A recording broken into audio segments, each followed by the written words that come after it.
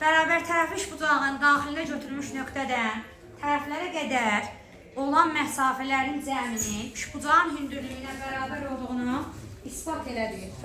Biz bu misalı ümumi ispat versiyasını görməsək də misalını işləmişik də. Hardaydı bu misal? Topudadır. 20 sınaqda nəsə işləmişik. Ondan əvvəl güvənin özündə də haradasa olubdur da, yəni köhnə işlənmiş sualdır. Deməli, bərabər tərəfli işbucaqdır. Baxın bir dənə, bərabər tərəfli işbucaqdır.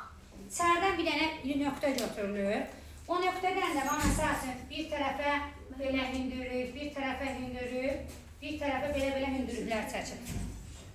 İspat elə ki, onların cəminə bərabərdir.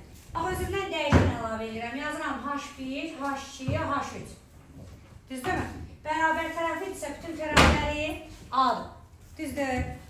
Sonra, işbucağın özünün sahə düsturu nətər daşı olar? AH bölü 2 döyümü, onunla yazım da. Deyir ki, AH bölü 2 ilə yazıram. Əslində bərabər tərəfliyin sahə düsturu var. Kökü kvadrat bölək 4, amma ona ehtiyac yoxdur da, ondan danışmıram. Bununla gedir. Bir də deyirəm ki, bu işbucağı hissələrə ayıraram. Baxsınız bu hissələri.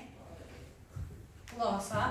Yazaram A, H1 bölü 2. Üstə gələk asfal A, H2 bölü 2. Üstə gələk A, H3 bölü 2. Sözdə yadınıza gəlirsə, biz bu yazdığımız misal bərabər tərəfli işbucaq deyildi. Tərəflər müxtəlif olan işbucağı idi. Bizə nəsə deyəsən ortada bir nöqtə götürülüb tərəflər qədər məsafəni vermişdi. Bir də deyəsən tərəfləri vermişdi. Bizdən ümumi sahəni istəyirdi səfələnlərsə. Yəni danışmışıq. Sonra deməli deyirəm AH bölü 2 bərabərdir. Burada A-nı çölə çıxartsam qalar A bölü 2. Mötərizədə qalar H1, H2, H3. Hər tərəfdən A-lar gedər, 2-lər gedər. Yekunda qalar A bərabərdir. H1 üstəcə, H2 üstəcə, H3.